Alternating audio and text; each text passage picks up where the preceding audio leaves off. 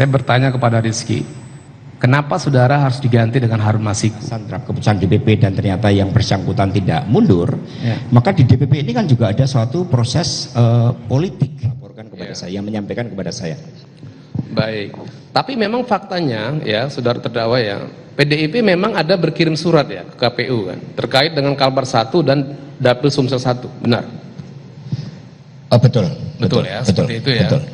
Nah, kemudian saksi minta supaya diakomodir permintaan dari PDIP terkait dua itu ada apa tidak? Tidak ada. Tidak ada. Tidak ada. Nah, kemudian saudara Wahyu Setiawan mengatakan bahwa pada saat ini yang bisa diakomodir hanya Kalbar 1 karena caleg terpilih itu mengundurkan diri, caleg suara terbanyak itu mengundurkan diri atas nama Mari Lestari. Izin kalau itu di rapat pleno, karena kehadiran saya di rapat pleno untuk memberikan penjelasan selaku sekjen partai terhadap adanya calon yang mengundurkan diri.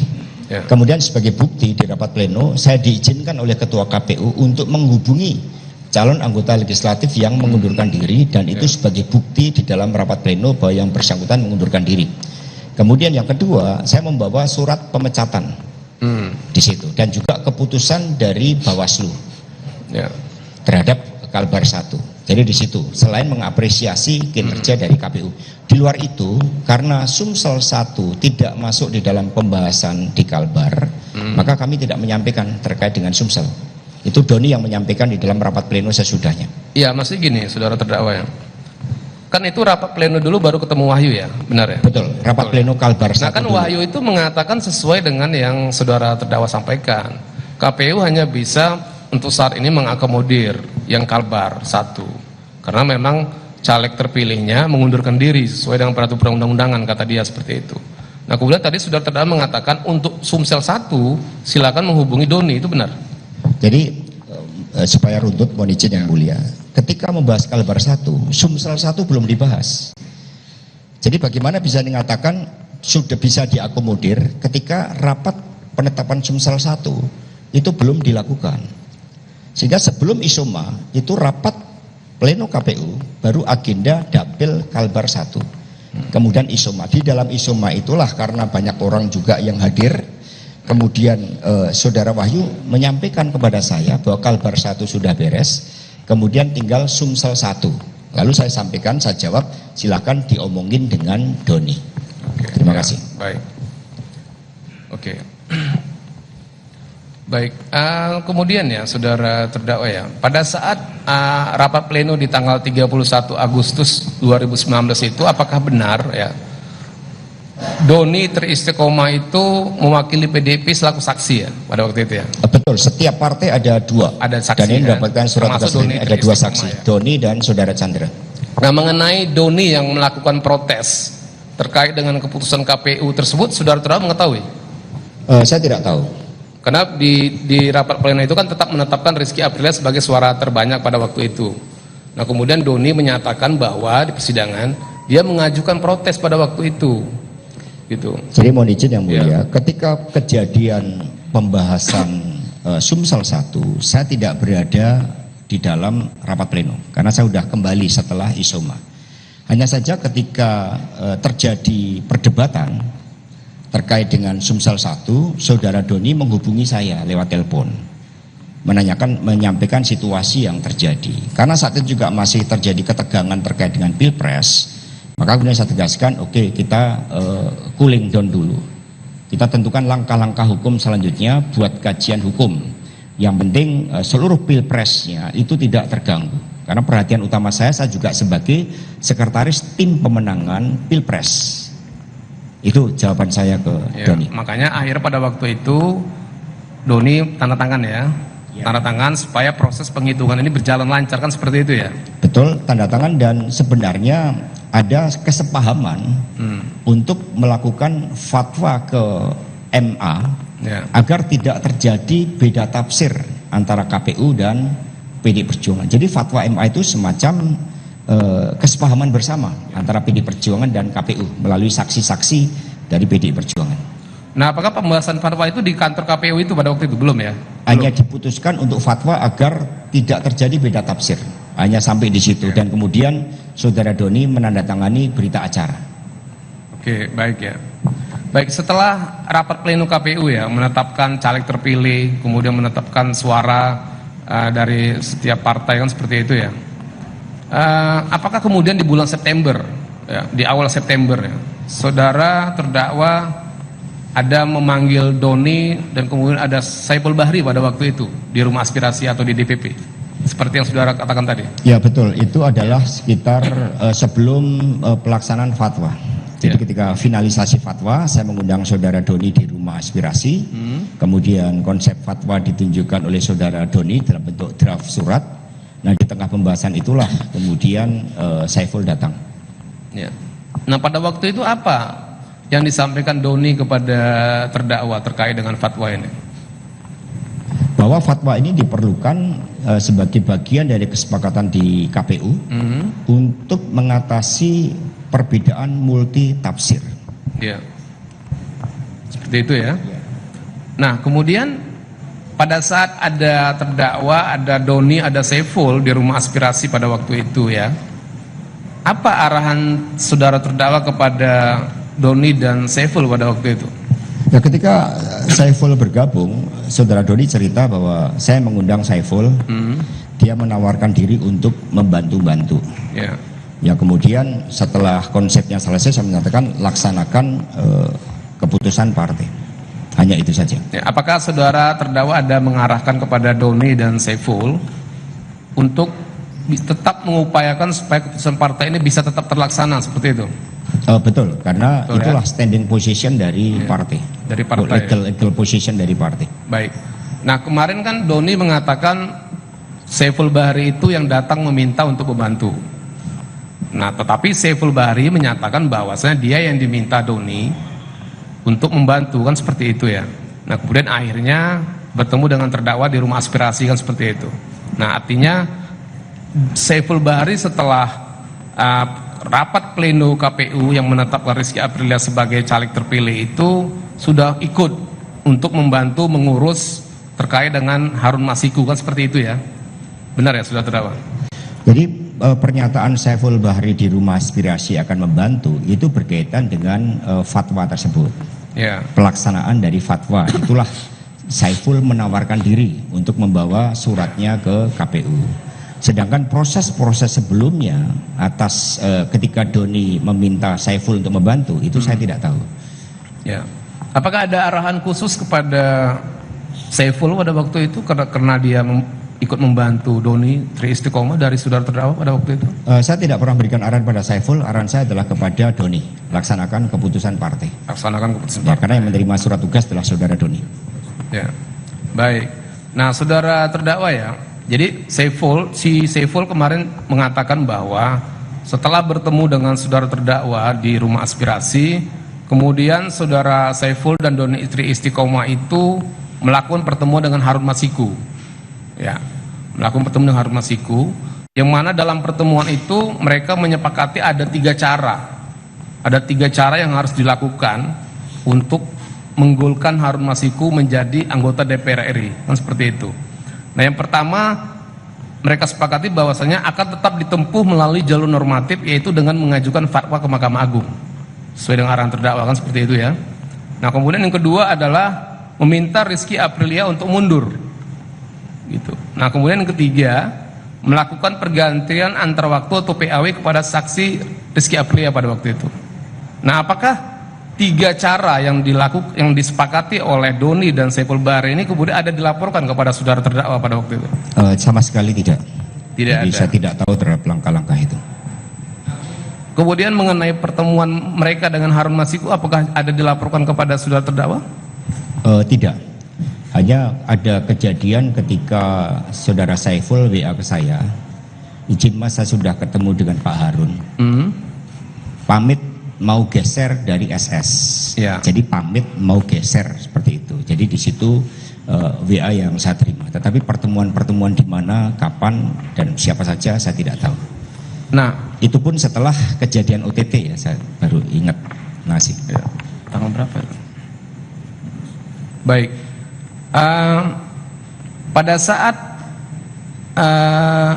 Saiful Bahri ya mengatakan itu di tanggal di tanggal ini 13 Desember sebenarnya. Nah, mengapa Saiful Bahri melaporkan kepada saudara terdakwa sudah bertemu dengan Harun Masiku di SS dan pamit geser? Itu maksudnya dia melaporkan apa? Ya, saya tidak tahu, maka saya jawab oke sip di situ. Saya tidak menanyakan pertemuannya apa, hasilnya di mana. Baik, itu saudara terdakwa ya. Ya. Ini ada percakapan memang ya di antara di tanggal 13 Desember 2019 ya. Saiful Bahri itu mengirim pesan WhatsApp, bisa ditampilkan ya? Kepada terdakwa menyampaikan telah bertemu Harun Masiku dan pamit bergeser dari Sultan Syahrir dengan mengirim pesan, izin Mas, saya sudah ketemu Pak Harun, pamit geser dari SS, dan dijawab terdakwa oke sip. Nah, maksudnya apa isi pertemuan dari Harun Masiku dengan Saiful Bahri pada waktu itu? Karena terdakwa menjawab oke sip. Saya memahami bahwa saudara terdakwa memahami apa hasil pertemuan antara Harun Masiku dengan Saiful Bahri pada waktu itu di SS. Jadi saya juga tidak tahu pertemuan itu di mana, kapan, apa yang mau dilaporkan saya juga tidak tahu, karena penugasan saya kepada saudara Doni Tri Istiqomah dari DPP Partai secara resmi. Itu adalah jawaban standar saya. Pada saat itu DPP sedang mengadakan FGD, Focus Group Discussion, dalam rangka Rakernas yang merupakan Rakernas terbesar pada periode-periode itu. Sehingga seluruh perhatian saya di Rakernas, maka saya jawab oke sip. Maka kalau mau maknai oke sip, itu nanti harus dilihat dengan jawaban oke sip saya yang lainnya. Karena itu menunjukkan bahwa oke sip itu adalah suatu jawaban bahwa saya terima WA. Tapi substansinya apa, saya tidak begitu perhatikan. Sebagai jawaban formal bahwa saya telah menerima WA tersebut. Artinya pada saat itu saudara terdakwa meyakini bahwasanya memang Saiful Bahri melaporkan kepada saudara terdakwa sudah bertemu dengan Harun Masiku di SS. Tidak seperti itu. Karena itu adalah jawaban saya di tengah-tengah kesibukan saya. Baik. Ya. Saudara terdakwa itu kan ada nomor HP ya. Di situ atas nama Saiful, ya, Saiful Bahri ditulis Saiful. Itu nomor HP-nya 0812 998 06 9999. Nah, kemudian ada nomor atas nama Mas Hasto New, nomor telepon 0811 19 29 889. Ini percakapan pada tanggal 3 Desember 2019 sekitar pukul 14.01.53 sampai dengan pukul 14.56. Ya, seperti itu ya. Nah, apakah itu benar nomor saudara terdakwa? Oh, betul. Betul ya? Betul. Itu di HP apa nomor itu? Maksudnya? Jenis HP-nya apa? Lupa saya. Hah? Saya lupa kalau enggak. Ini nomor lama ini saudara terdakwa ya. Maksudnya mungkin ini nomor HP-nya iPhone kalau tidak salah ya. iPhone berapa pada waktu itu? Saya tidak tahu. Nah, nomor ini masih dipakai nggak saudara terdakwa? Tidak. Tidak ya. iPhone-nya di mana sekarang? Bagaimana? iPhone-nya di mana? Itu kan seluruh handphone yang saya pakai itu dari saya itu apakah saya beli sendiri atau apa saya lupa. Ya, handphonenya sekarang udah tidak ada lagi di situ. Ya, maksudnya tidak ada itu dijual, hilang, saya kasih ke orang. Saudara ya, kasih. Biasa handphone yang udah dipakai kalau serinya itu apa? Seri udah lewat itu dikasih sekretariat, kemudian dipakai yang lain. Kalau nomornya ini masih dipakai? Tidak ya. Jadi ini benar nomor saudara terdakwa ya? Betul ya. Oke. Nanti kita sebenarnya ada urutan lagi di bawahnya, tapi saya kembali dulu seperti yang tadi ya. Baik.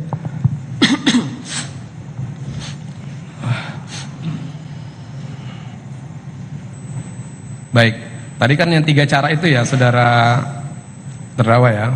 Itu. Nah, apakah kemudian ya saudara terdakwa Doni Tri Istiqomah dan Saiful Bahri itu ada melaporkan kepada saudara terdakwa bahwa untuk melakukan lobby-lobby ke KPU, ya, mereka itu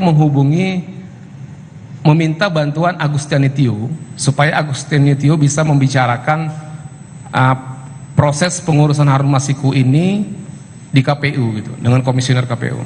Tidak ada, saya sama sekali tidak tahu keterlibatan Tio. Tidak ada ya. Baik. Nah, kemudian saudara terdakwa ya. Nah, setelah pertemuan dengan Doni, Saiful dan saudara terdakwa di Sultan Syahrir.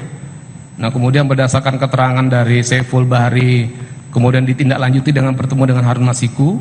Nah, kemudian apakah benar akhirnya DPP PDIP ada meminta fatwa kepada Mahkamah Agung pada waktu itu? Ya, minta fatwa tidak terkait pertemuan-pertemuan tersebut. Minta fatwa karena terkait dengan itu kesepakatan yang dibuat bersama KPU pada tanggal 31 Agustus sebagai catatan rapat. Ya, maksudnya oke. Nah, apakah pada setelah tanggal 31 ya, dan setelah pertemuan dengan Doni dan Saiful itu, kemudian DPP ada mengirim permintaan fatwa kepada Mahkamah Agung? Ya, ada, itu dimulai dari rapat DPP PDI Perjuangan terlebih dahulu. Oke. Di mana hasil rapat pleno tanggal 31 Agustus itu dibahas di DPP, dan dari situlah DPP memutuskan untuk meminta fatwa kepada Mahkamah Agung ya. Itu yang buat surat fatwa tetap Doni ya, Doni Tritutuma ya. Betul. Baik. Ini saya bacakan ya. Ini pada tanggal 13 September 2019 ya. DPP PDIP meminta fatwa kepada Mahkamah Agung dengan mengajukan surat nomor 72/X DPP/9 Romawi /2019 perihal permohonan fatwa terhadap putusan Mahkamah Agung RI nomor 57 HUM 2019 tertanggal 19 Juli 2019. Ya. Pada waktu itu yang menandatangani saksi dengan siapa? Saya agak lupa, tapi Pak saya Yasona tanda tangan bukan? di situ. Ya, saudara terdakwa tanda tangan. Ya. Kemudian Pak Yasona Lauli ada tanda tangan, saudara ketahui ya, betul ya. Termasuk salah satu ketua di DPP ya, Pak Betul, Yasona. Pak Lauli adalah ketua bidang hukum. Nah, pada waktu itu apa pada pokoknya isi dari permohonan fatwa itu yang saudara ingat? Ya, berkaitan dengan beda tafsir antara PD Perjuangan dan KPU dalam pertimbangan hukum dari MA di dalam putusan tersebut, maka kemudian kami meminta MA untuk memberikan fatwanya. Ini ya, saudara terdakwa ya. Jadi isi surat itu ya pada pokoknya meminta kepada Mahkamah Agung RI agar memberikan fatwa putusan Mahkamah Agung, agar KPU RI bersedia memindahkan suara Najarudin Kemas kepada Harun Masiku, caleg anggota DPR Dapil Sumsel 1, dan dari PDIP berdasarkan putusan Mahkamah Agung RI yang sebelumnya. Iya, betul. Seperti itu ya, benar ya? Betul. Oke. Nah, kemudian apa respon dari Mahkamah Agung pada waktu itu? Apakah dikabulkan juga permohonan fatwanya pada waktu itu? Mahkamah Agung mengabulkan permohonan fatwa dan kemudian meminta KPU untuk melihat kembali dasar-dasar pertimbangan hukum di dalam putusan sebelumnya. Putusan 57P kalau tidak salah. Oke, baik. Ya. Ini saya bacakan lagi ya. Ya. Jadi surat DPP PDIP itu kan di tanggal 13 September 2019. Nah, kemudian Mahkamah Agung itu menerbitkan surat di tanggal 23 September 2019.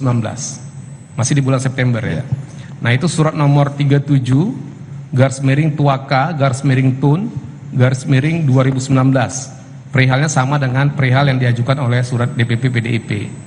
Nah, pada pokoknya menyebutkan bahwa ini disebutkan di halaman 66 dan 67 ya di putusan, penetapan suara calon legislatif yang meninggal dunia, kewenangannya diserahkan kepada pimpinan partai politik untuk diberikan kepada calon legislatif yang dinilai terbaik. Ya. Jadi sama dengan putusan dari judicial review dari Mahkamah Agung.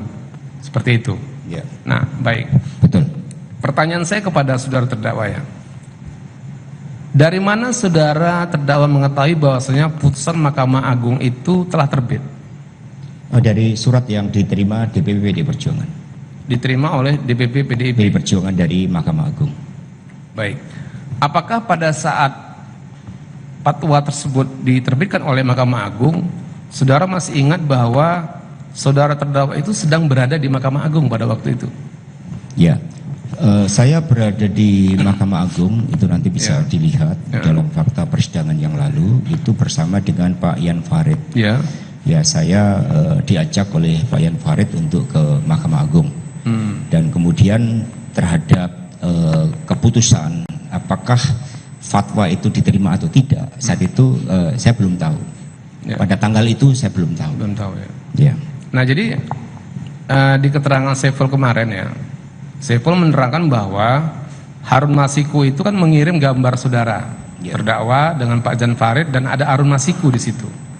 Dia mengatakan bahwa pada saat itu fatwa sudah diterima oleh saudara terdakwa pada waktu itu. Bagaimana? Belum ya. Karena itu tanggal 23 September, sementara kami bertemu itu 23 September pagi.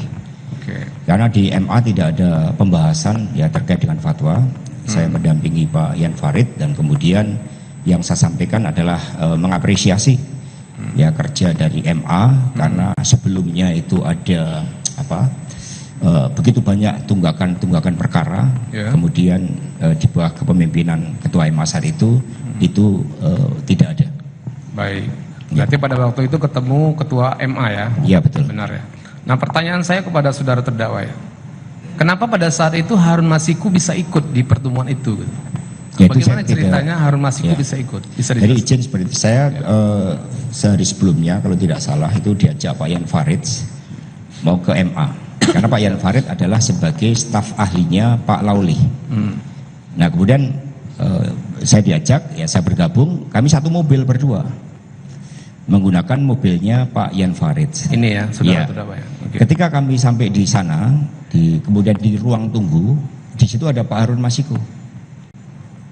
Jadi di ruang tunggu, jadi ini ada Ketua KMMA yang menghadap ke Monas, ada ruang tunggu, saya bersama Pak Jan Farid, di situ sudah ada Pak Harun Masiku.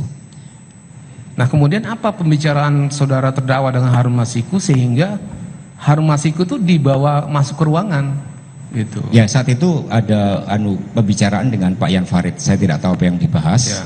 Nah kemudian ke ruangan, kemudian ketika Pak Jan Farid sudah menyampaikan maksud dan tujuannya bertemu, saudara Harun Masiku keluar dari ruang pertemuan itu. Baik, artinya pertemuan. Jadi saya sendiri tidak berbicara apa-apa dengan saudara Harun Masiku. Tapi gambar itu benar ya, ada saudara Pak Jan Farid dan Harun Masiku ya. Betul. Seperti itu, baik. Nah kemudian ya saudara terdakwa ya, masih di bulan September ya, itu di tanggal 24 September 2019 ya. Itu Saiful Bahri menghubungi Agustiani Tio ya. Kemudian dia melakukan pembicaraan dengan Wahyu Setiawan dengan mengirim surat-surat yang berkaitan dengan surat-surat yang pernah diajukan oleh PDIP kepada KPU pada waktu itu. Kemudian Wahyu Setiawan itu menjawab siap mainkan, kan seperti itu ya. Kan saudara mendengar sendiri kan keterangan saksi pada waktu itu. Nah apakah terkait dengan Wahyu Setiawan yang sudah bersedia membantu Saiful Bahri dan Tio pada waktu itu untuk dalam proses pengurusan Harun Masiku, itu dilaporkan kepada saudara terdakwa bahwasanya itu pembicaraan proses pembantu itu dilakukan dengan dengan Wahyu Setiawan pada waktu itu? Ada tidak, sama sekali tidak. Tidak ada ya? Tidak ada. Baik. Kemudian ya, ini masih di September saudara terdakwa ya. Apakah saudara terdakwa ya mengetahui, jadi setelah ketemu Wahyu ya, kemudian saudara Saiful dan saudara Doni ini berusaha untuk meminta supaya Rizky Aprilia itu mundur. Jadi sesuai dengan rencana mereka yang kedua. Yang pertama tadi fatwa sudah dilakukan, kemudian dia melakukan upaya yang kedua, meminta supaya Rizky Aprilia itu mundur. Nah, apakah saudara mengetahui bahwa Saiful Bahri itu bertemu dengan Rizky Aprilia di Singapura, yang mana pada saat itu Saiful Bahri mengatakan dia menerima perintah dari saudara terdakwa untuk meminta Rizky Aprilia mundur. Benar nggak? Saya tidak mengetahui itu. Ya? Tidak mengetahui. Tidak mengetahui. Tidak mengetahui. Tidak mengetahui. Nah kemudian apakah Doni tidak ada melaporkan kepada saudara terdakwa bahwasanya dia juga mengetahui bahwasanya Saiful Bahri dia minta ke Singapura untuk meminta Rizky Aprilia mundur? Nah setelah itu kemudian Doni memberitahu saya terhadap upaya Doni untuk meminta Rizky mundur. Ya. Kemudian saya tegaskan, yaitu bukan kewenangan kamu, itu ranah dari DPP. Kita ini jalur legal konstitusional karena kedudukan hukum kita kuat berdasarkan hasil dari judicial review. Itu pernyataan saya. Seperti itu ya. Doni juga tidak menceritakan lebih detail terkait hal tersebut. Nah, saudara terdakwa ya, Itu kan pertemuan Doni Saiful Bahri dengan Rizky Aprilia di Singapura itu di Hotel Shangri-La Orchard ya. Itu kan di tanggal 25 September 2019. Nah, Doni melaporkan kepada saudara terdakwa itu di tanggal berapanya? Saya agak lupa persisnya. Karena seingat saya setelah tanggal akhir-akhir September itu, tapi tidak otomatis langsung melaporkan ke saya telah bertemu. Hanya saya ingat bahwa saya menegur saudara Doni ketika dia melakukan upaya inisiatif untuk Rizky mengundurkan diri. Baik, seperti karena itu ya. Itu adalah ranah DPP. Okay. Ya. Baik, saya ini konfirmasi sekali lagi ya, saudara terdakwa ya. Jadi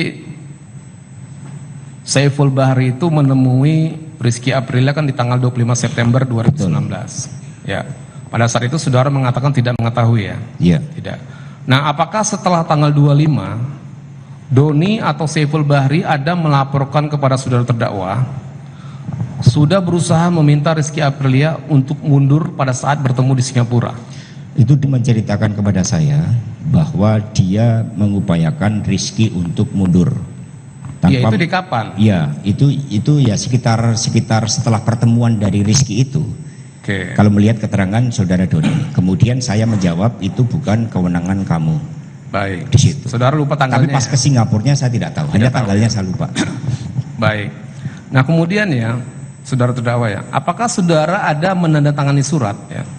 Surat ini tertanggal 26 September 2019. Berangkatnya 25, suratnya di tanggal 26. Jadi 1 hari setelah dari Singapura. Perihal undangan konsolidasi kepada Rizky Aprilia, benar? Oh, betul. Betul ya. Dan itu tidak ada kaitan dengan Singapura karena kita nggak tahu apa yang terjadi di Singapura. Ya. Jadi kami mengundang yang mengundang adalah Pak Komarudin selaku Ketua DPP Bidang Kehormatan dan saya selaku Sekjen. Pertemuan itu direncanakan tanggal berapa? Ya ketika surat itu. Ya suratnya kan tertanggal 26. Ya tanggal 26 itu. Pertemuannya di tanggal berapa? Tanggal 27 kalau 27. Berarti ya. Kan besoknya ya? Iya. Besoknya. Nah itu kan perihalnya kan konsolidasi itu. Yang diundang hanya Rizky Aprilia. Tidak ada caleg yang lain atau anggota kader yang lain. Nah maksud konsolidasi ini ingin membahas apa sebenarnya pada waktu itu saudara terdakwa dengan Rizky Aprilia pada waktu itu?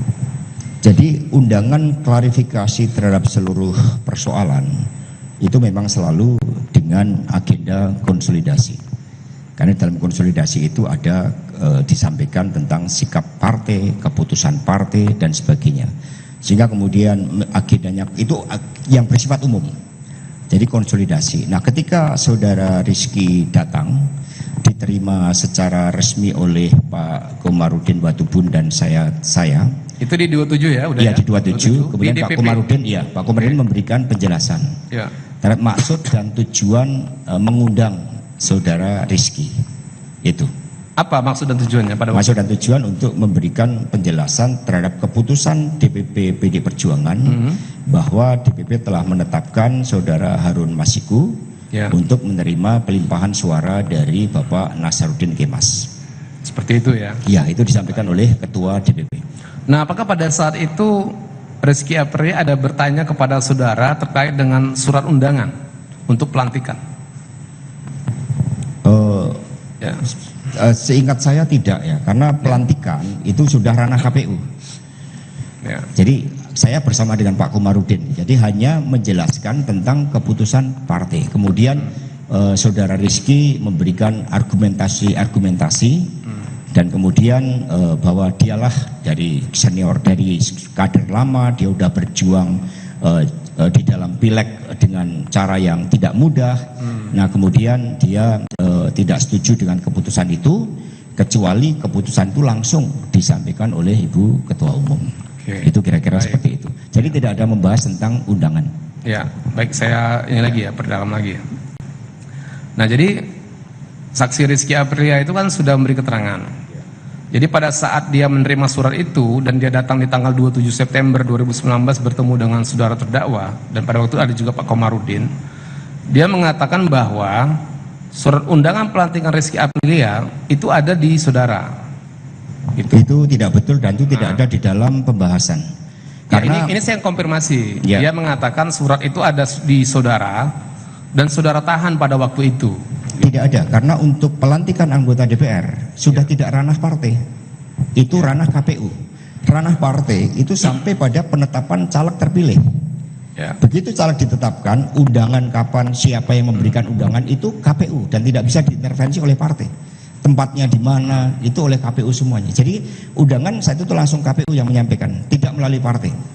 Baik, berarti saudara tidak ada menahan surat undangan Rizky Aprilia pada waktu itu ya? Tidak ada, dan itu tidak ada di pembahasan itu. Jadi ini berbeda dengan keterangan dari saksi Rizky Aprilia? Iya betul, karena fakta yang sebenarnya adalah KPU lah yang memiliki kewenangan untuk mengundang, mengirimkan undangan langsung kepada anggota DPR RI terpilih, tidak melalui partai politik. Baik. Nah kemudian ya saudara terdakwa ya, pada saat pertemuan itu ya, apakah saudara ada meminta supaya Rizky Aprilia itu mundur? Gitu. Ada pada waktu itu? Ya, karena saya mendapatkan tugas, ya banyak kejadian-kejadian sebelumnya dari partai seperti itu. Misalnya saudara Andreas Pereira, kita minta saudara Honing Sani dulu mundur. Kemudian kemarin Boni Triana, kita meminta yang lain juga untuk mundur. Jadi saya ditugaskan oleh partai, maka dihadiri resmi oleh Ketua DPP Bidang Kehormatan yang menyampaikan dan disampaikan sikap resmi partai agar dia mengundurkan diri, karena itu juga cara-cara persuasif yang dilakukan oleh partai dan menjadi bagian dari sengketa antar caleg yang dilakukan oleh partai. Nah, mengapa pada saat itu saudara terdakwa itu tiba-tiba mengatakan meminta saudara Rizky Aprilia mundur? Ini bersesuaian dengan permintaan dari Saiful Bahri kepada Rizky Aprilia pada saat di Singapura di tanggal 25. Ini pertemuan di tanggal 27, hanya selang 2 hari pada waktu itu. Ini mekanisme yang ada di DPP Perjuangan. Jadi tidak ada kaitannya dengan yang terjadi di Singapura. Sama di dalam, misalnya sebagai contoh Eva Kusuma Sundari, ketika Bapak Jarod Saiful Hidayat terpilih sebagai wakil gubernur, yang bersangkutan bukan nomor suara terbanyak berikutnya, ada calon-calon yang lain, maka itu kemudian diundang oleh DPP. Kemudian kami melakukan pendekatan persuasif untuk mundur, kebetulan langsung bersedia untuk mundur. Jadi sudah menjadi bagian dari mekanisme di DPP PD Perjuangan. Lebih dari 10 caleg, lebih dari 10 anggota DPR RI terpilih, yang penyelesaiannya adalah dengan cara-cara musyawarah seperti itu. Ada kasus Eva Sundari 2 kali, kemudian Andreas Pereira, ada juga seperti Irfan Shah tadi. Baik, apakah berarti terkait dengan surat yang isinya konsolidasi itu memang pertemuan itu saudara terdakwa rencanakan memang untuk meminta saudara Rizky Aprilia mundur, benar? Bukan, untuk menyampaikan keputusan DPP partai terlebih dahulu. Bagaimana kemudian melihat sikap dia. Maka yang menyampaikan adalah Ketua DPP Bidang Kehormatan, karena ini kaitannya kepatuhan anggota di dalam menerima keputusan DPP. Tapi sebagai partai yang memiliki nilai-nilai demokrasi, kami juga mendengarkan bagaimana saudara Rizky terhadap keputusan tersebut, jawabannya bagaimana di situ.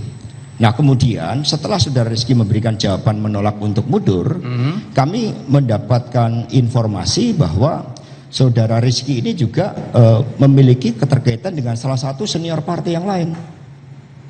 Di situ itu Pak Komarudin Watubun yang menyampaikan, sehingga akhirnya saudara Rizky tetap dilantik sebagai anggota DPR RI. Oke, baik. Saya lanjut yang pertemuannya. Baik, jadi saudara terdakwa meminta Rizky mundur pada waktu itu. Nah, respon Rizky pada waktu itu kan menolak ya? Iya. Nah, kemudian pada saat Rizky Aprilia menolak, ya, apa yang saudara sampaikan pada Rizky pada waktu itu? Ya, apakah terjadi perdebatan pada waktu antara saudara terdakwa dengan saudara Rizky? Saya menjelaskan terkait dengan mekanisme partai, bahwa ketika partai sudah mengambil keputusan, itu bersama dengan Pak Komarudin sebagai saksi, maka setiap anggota partai wajib mengikuti keputusan partai tersebut. Kemudian terjadi perdebatan, kemudian yang bersangkutan meminta bahwa kecuali diberikan langsung oleh ketua umum. Nah setelah itu ada kronologis yang lain. Pak Komarudin menyatakan bahwa saudara Rizky ini juga memiliki rekam jejak historis yang panjang dari mertuanya kalau tidak salah seperti itu, sehingga akhirnya permintaan untuk mundur yang dibahas Sebagai kelanjutan dari penugasan DPP tersebut, kemudian tetap membiarkan saudara Rizky tetap menjadi anggota DPR RI selama 5 tahun. Oke, baik. Saya konfirmasi keterangan dari Rizky Aprilia. Ya, silakan. Boleh ya. Baik, jadi pada waktu saudara terdakwa meminta Rizky mundur, itu kan Rizky menolak ya, sehingga terjadi perdebatan antara saudara terdakwa dengan Rizky Aprilia pada waktu itu. Nah, apakah benar pada waktu itu saudara mengatakan dengan nada emosi menurut Rizky, ini perintah partai, dia bilang? Ya, nah, lebih kemudian, tepatnya ini adalah keputusan ini perintah partai. Ini keputusan partai. Benar ya, ada mengatakan seperti itu ya. Kemudian Rizky Aprilia mengatakan, saya akan mundur apabila mendengar langsung dari Ibu Ketua Umum. Betul. Betul ya. Kemudian apa benar pada waktu itu kemudian saudara juga emosi terus menggebrak meja? Saudara mengatakan saya ini sekjen partai, benar? Ya, tidak menggebrak meja dalam pengertian menegaskan bahwa ini adalah keputusan partai. Ya. Ini adalah keputusan partai, ada Pak Komar sebagai saksi, saya seperti itu, bahwa ini adalah keputusan partai seperti ini. Nah, kemudian Rizky Aprilia dengan emosi dan sambil berdiri mengatakan, saya tahu Anda sekjen partai, tapi Anda bukan Tuhan. Benar ada dikatakan seperti itu? Saya agak lupa, saya tanya kepada Pak Komarudin, menurut Pak Komarudin menyatakan itu tidak benar. Itu ya. Bahkan Pak Komarudin juga mengatakan dia tidak menangis di tempat itu. Ya? Kan di dalam keterangan dia tidak menangis. Iya, dalam menurut informasi dari Pak Komarudin. Setelah saya tanya, karena saya kejadian sudah cukup lama, ya. Saya lupa, maka kemudian saya minta untuk penasihat hukum untuk menanyakan kepada Pak Komarudin. Jadi nggak ada yang berdiri kemudian kamu bukan Tuhan seperti itu, nggak ada. Menangisnya juga menurut Pak Komarudin tidak ada. Saudara Komarudin apa dijadikan saksi adat pada waktu itu? Tidak ya. Tidak. Nah, baik. Nah, apakah pada waktu terjadi perdebatan itu yang Rizky Aprilia katakan saudara mengatakan Anda bukan Tuhan, kemudian Pak Komarudin itu melerai saudara terdakwa dengan Rizky Aprilia, itu benar? Ya, Pak Komarudin meluruskan, ya apapun ini adalah keputusan partai seperti ini. Ya. Di situ. Nah, kalau pernyataan saya bukan Tuhan, memang saya bukan Tuhan. Ya. Itu betul. Tapi pernyataan persisnya saya lupa. Baik. Kemudian akhirnya kan bubar ya pada waktu itu ya? Ya, akhirnya kemudian pertemuan ditutup oleh Pak Komarudin menyampaikan bahwa kami menjalankan tugas dalam keputusan rapat untuk menyampaikan keputusan sikap menolak, menerima atau menolak, itu tugas sebagai kader partai harus menerima, dan tunggu saja nanti keputusan dari DPP partai. Itu penutupan dari Pak Komar. Baik. Nah, kemudian akhirnya kan Rizky Aprilia dilantik ya? Dilantik ya, sudah terdakwa ya? Itu kalau sesuai data dokumen kita, itu pelantikan di tanggal 1 Oktober 2019. Betul. Oleh KPU di gedung parlemen, benar ya? Betul. Benar ya? Baik, termasuk Rizky Aprilia dilantik dari Dapil Sumsel 1. Betul. Betul ya, oke. Nah, kemudian saudara terdakwa ya, 1 Oktober 2019 kan dilantik, jadi sudah tidak ada pergerakan lagi kan seperti itu. Nah, kemudian apakah saudara terdakwa ingat ya, di tanggal 4 Desember 2019 Harun Masiku ada mengirim WA kepada saudara menyampaikan bahwa Pak Sekjen salinan putusan MA dan asli fatwa MA dititip Harun Masiku kepada Kusnadi. Ingat nggak saudara? Ada WA dari Harun Masiku. Bisa ditampilkan? Silakan. Jadi Harun Masiku memberitahukan kepada saudara bahwasanya salinan putusan MA yang asli dan fatwa itu dititip kepada Kusnadi. Dan percakapan Harun Masiku dengan saudara ini diteruskan kepada Saiful Bahri pada waktu itu. Coba.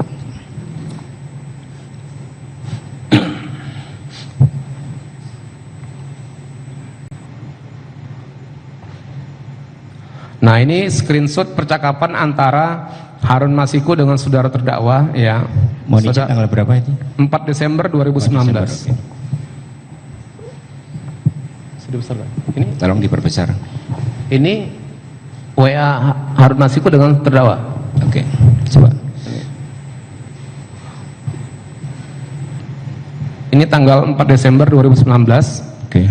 Pak Sekjen, salinan putusan MA dan asli fatwa MA saya titip di Mas Kusnadi.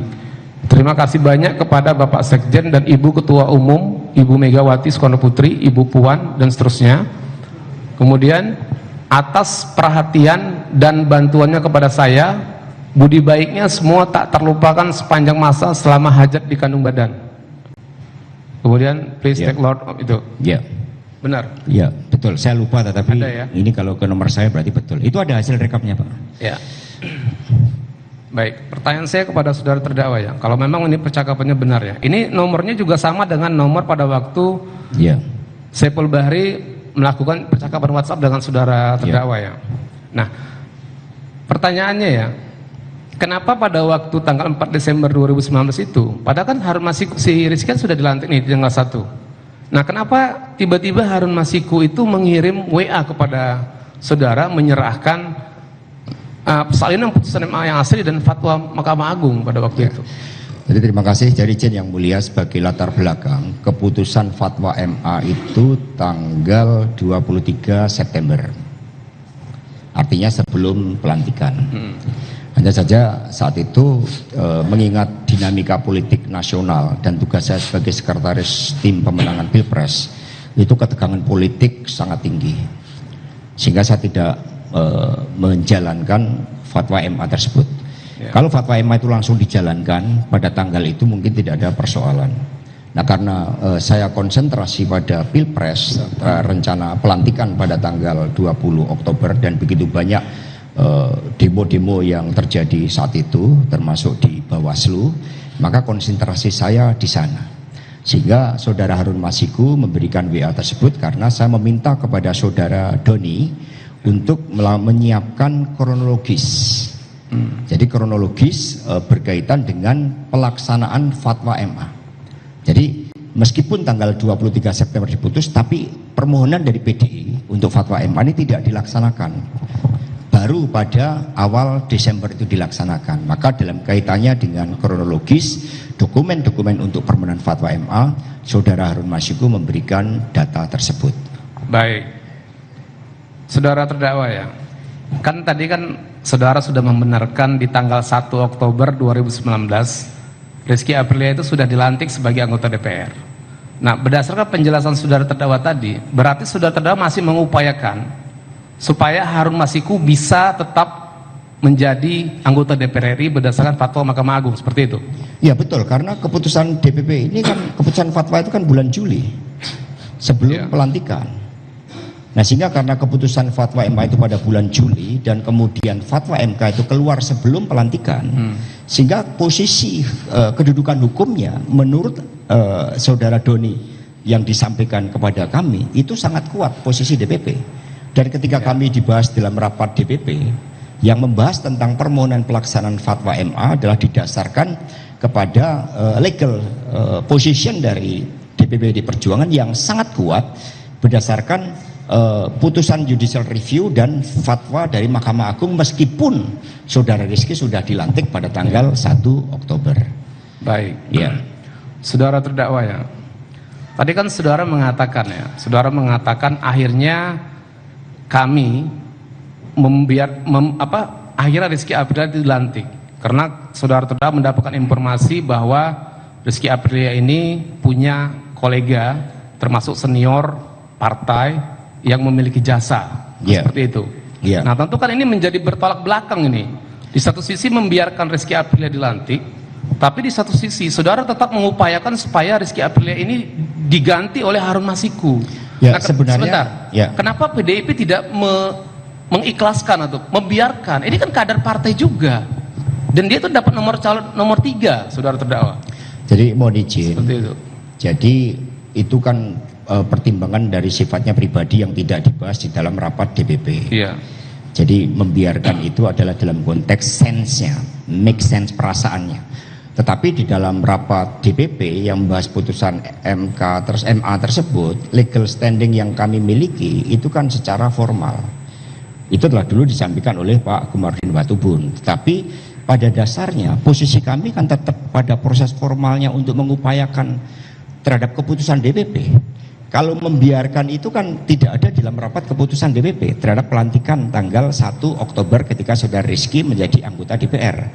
Tetapi sifat putusan MA itu kan harus dilaksanakan oleh DPP PDI Perjuangan. Makasih. Baik, saudara terdakwa ya. Saya kemarin kan yang meriksa Rizky Aprilia. Saya bertanya kepada Rizky, kenapa saudara harus diganti dengan Harun Masiku? Ya kan? Dia tidak tahu alasannya, saudara-saudara. Nah, saya sekarang bertanya kepada saudara. Rizky itu kan termasuk kader partai dan dia sudah terpilih menjadi suara terbanyak di Dapil Sumsel 1. Nah, apa alasan kenapa PDI tetap meminta atau mengupayakan supaya Rizky Aprilia ini diganti oleh Harun Masiku? Mungkin bisa saudara jelaskan. Ya, alasannya adalah sama. Pertama, itu sudah menjadi keputusan dari rapat DPP PDI Perjuangan. Dan itu akan diputuskan setelah diterimanya judicial review pada akhir Juli. Sehingga keputusan itu bersifat mengikat. Demikian pula halnya terhadap permintaan fatwa dari MA. Kemudian ketika kami mengundang saudara Rizky untuk meminta keterangan, memberikan penjelasan terhadap keputusan DPP dan ternyata yang bersangkutan tidak mundur, maka di DPP ini kan juga ada suatu proses politik. Nah, proses politik yang ada di DPP adalah rapat pada kira-kira awal Desember. Itu dalam rapat DPP tersebut tetap memutuskan bagaimana DPP menindaklanjuti fatwa dari Mahkamah Konstitusi, sehingga pada awal Desember itu DPP memutuskan untuk tetap melanjutkan permohonan pelaksanaan fatwa dari MA tersebut. Baik, kalau begitu ya, mekanisme apa yang bisa dilakukan oleh KPU atau DPP untuk mengganti Harun Masiku dengan Rizky Aprilia? Padahal Rizky Aprilia tanggal 1 Oktober sudah dilantik menjadi anggota DPR RI. Nah, inilah yang kemudian menjadi dalam pandangan kami, para ahli hukum kami, adalah menjadi kesalahan dari KPU. Karena judicial review itu merupakan hak setiap partai politik untuk melakukan peninjauan terhadap peraturan di bawah undang-undang. Maka PKPU nomor 3 tersebut kami lakukan judicial review, dan fatwa dari keputusan judicial review keputusan MA itu sangat tegas, sangat jelas untuk diskresi partai politik diberikan kepada calon yang dinilai terbaik. Fatwa MA juga mengatakan hal yang sama, sehingga kedudukan hukum dari DPP Perjuangan adalah sangat kuat. Hanya saja KPU tidak mau menjalankan itu, sehingga meskipun saudara Rizky sudah dilantik, KPU tetap terikat pada keputusan dari judicial review MA dan fatwa dari MA tersebut.